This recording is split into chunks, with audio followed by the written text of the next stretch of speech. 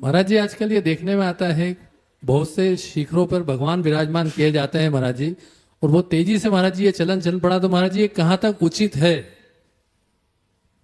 देखो, मंदिर के शिखर पर भगवान को विराजमान करने का कोई भी शास्त्रीय आधार नहीं दिखता।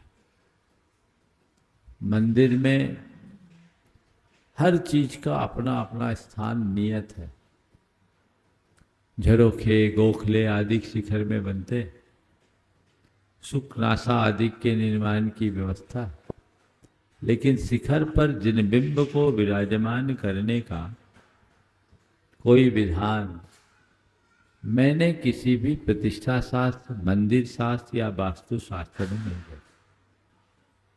बल्कि इसमें एक प्रकार की अभिनय भी होती, न तो नियमित प्रक्षाल होता है, न सही तरीके से विनय। इसलिए मैं तो सलाह दूंगा कि कहीं भी मंदिर का निर्माण हो, शिखर पर भगवान विराजमान मत करना।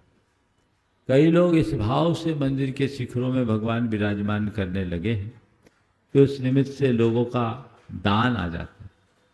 दान देने के और रास्ते निकाले जा सकते हैं, उपाय भी बनाए जा सकते हैं, लेकिन इस तरह की अशास्त्रीय प्रक्रिया समझ में नहीं आती। कहीं पर भी ऐसा देखने को नहीं मिलता। जो लोग करते हैं वो ठीक नहीं करते।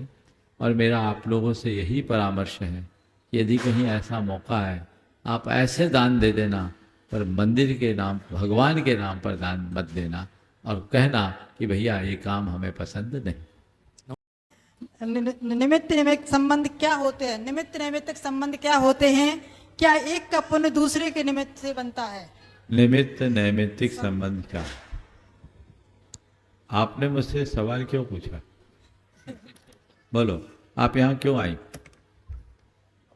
आपके दर्शन करने। प्रश्न क्यों किया? बोलो। समझने के लिए, है ना? आप समझने के लिए प्रश्न किए। किससे समझने के लिए? मुझसे ना जी। ये भूल है। मैं समझा ही नहीं सकता आपको, और आप समझने वाले नहीं। अरे महाराज, आपने तो गड़बड़ कर दिया, तो मेरी इंसल्ट हो गई। नहीं, आप भले मेरे पास समझने के लिए आई, और मैं भले आपको समझाने की चेष्टा कर दूं, पर सच्चे अर्थों में न तो मैं आपको समझा सकता, न आप मुझसे समझ सकते।